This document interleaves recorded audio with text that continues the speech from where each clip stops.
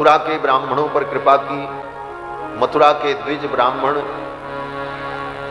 बहुत बड़ा यज्ञ कर रहे थे। वहीं गाय चराते चराते जमुना के तट पर भगवान गोविंद श्री बलराम जी सखाओं के साथ पहुंचे। भगवान ने कहा भूख लगी है, जाओ देखो वहां यज्ञ हो रहा है, वहां कुछ खाने की वस्तु मिलेगी, ले आओ। क्योंकि जहां यज्ञ होता है वहां भंडारा भी होता है।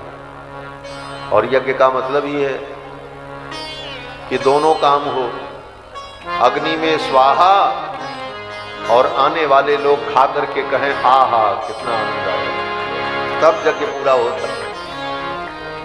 स्वाहा भी हो और आहा भी हो। भगवान ने कहा वहां जाओ, वहां कुछ मिलेगा। सखा लोग पहुंचे, उन ब्राह्मणों से कहा कृष्ण बलराम भूखे हैं, कुछ दे दो खाने के लिए। उन ब्राह्मणों ने डांट करके भगा दिया, चले जाओ यहां। वे ब्राह्मण जानते हैं कि परब्रह्म परमात्मा कृष्ण यज्ञ पुरुष ही कृष्ण बलराम के रूप में अवतरित है, लेकिन कर्म की निष्ठा होने के कारण, कर्म कांड में अत्यंत अभिरुचि होने के कारण प्रत्यक्ष परमात्मा की उपेक्षा कर दी। प्रत्यक्ष परमात्मा की उपेक्षा कर दी, उनको भोजन नहीं कराया। करा तो भगवान को ही भोजन रहे, यज्ञ भी भगवान का ही, भगवान की ही उपासना है। लेकिन अंतर क्या है? बोले भगवान के दो मुख हैं, एक तो भगवान का निज मुख और दूसरा वैकल्पिक मुख अग्नि। तो अग्नि में तो आहुति दे रहे हैं, लेकिन भगवान के मुख में प्रत्यक्ष भोजन नहीं दिया।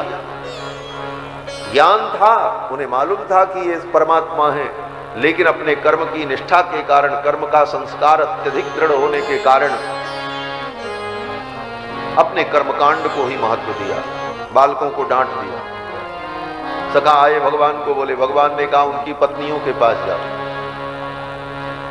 बोले पत्नियों के पास जाए? बोले हाँ। बोले वे पुरुष हैं, ज्ञान जो है वो पुरुष है और भक्ति जो है वो नारी है। भक्ति नारी वर्ग है। इसीलिए गोस्वामी जी ने कहा नारी न मोह नारी के रूपा।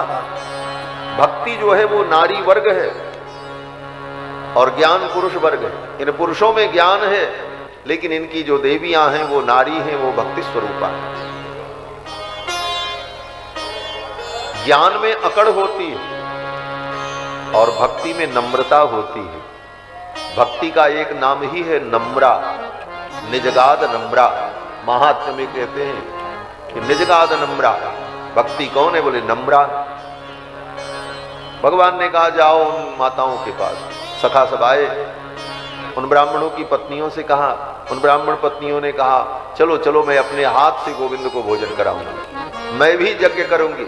ये कर्मकांड वाला यज्ञ जो है ये तो नियमों से बंधा हुआ है, इस यज्ञ में तो हमको आहुति देने का अधिकार भी नहीं है। हम आहुति देंगी तो विधि का लोप हो जाएगा। यहां तो सब विधि विधान का चक्कर है, लेकिन गोविंद तो विधि विधान से भी ऊपर भाव के प्रेमी हैं। मैं अपने हाथों से उनके मुख में आहुति दूंगी, सबसे बड़ा यज्ञ तो हमारा यज्ञ हो जाएगा। गोपांगनाएं, वो ब्राह्मणियां जो थी, वो सब भोजन व्यंजन लेकर के पहुंची और कन्हैया कृष्ण को बलराम को अपने हाथ से भोजन कराया। जब उधर भोजन कराया तो इधर यज्ञ जो चल रहा था, उनके पति लोग यज्ञ कर रहे थे। उस यज्ञ में कभी आग बुझ जा रही थी, कभी धुआं निकलने लग जाए तो काम रुक जाए।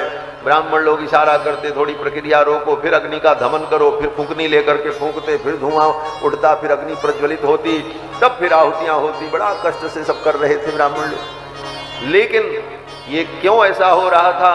बोले एक मुख में तो आहुति दे रहे हो और दूसरे मुख की तुमने उपेक्षा कर दी, इसलिए तुम्हारा यज्ञ वो सफल नहीं हो रहा। जब गोपियों ने ब्राह्मणियों ने जाकर के भगवान को प्रत्यक्ष भोजन कराया, परिणाम क्या हुआ? बोले भगवान ने जब भोजन किया, लड्डू मालपुआ खाया, तब तक इधर यज्ञ कुंड की अग्नि प्रज्वलित हो गई महाराज दिव्य रूप से, धुआं समाप्त हो गया और ब्राह्मणों के आंखों में शीतलता का अनुभव होने लगा और सबने बड़ी प्रसन्नता से आहुति की, यज्ञ किया। और फिर वो ब्राह्मणियां लौट करके आईं, कृष्ण को भोजन करा करके जब लौट करके आईं तो वो जो उनके पति थे ब्राह्मण लोग, वेदज्ञ लोग, चतुर्वेदी ब्राह्मण लोग, तो बड़े प्रसन्न हो गए। पश्चाताप किया, हमने गलती कर दी, हमको भी जाना चाहिए, लेकिन हम तो कर्मकांड की इस निष्ठा के कारण कृष्ण की उपेक्षा कर बैठे। धिक जन्मनस्त्रविद विद्याम धिक व्रतम धिक बहुज्ञताम, धिक्कार है हमारे ज्ञान को और हमारे कर्मकांड को। और इनको देखो, ये साधारण स्त्रियां जिन्होंने न वेद पढ़ा, न गुरुकुल में गई, न इनके अंदर कोई बहुत पवित्रता का आचरण होता है, लेकिन इन्होंने तत्व को पहचाना और कृष्ण की सेवा की। चलो हम तो वंचित रह गए, लेकिन हमारा ये सौभाग्य है कि हमारी ये पत्नियां कृष्ण की सेवा करके आई।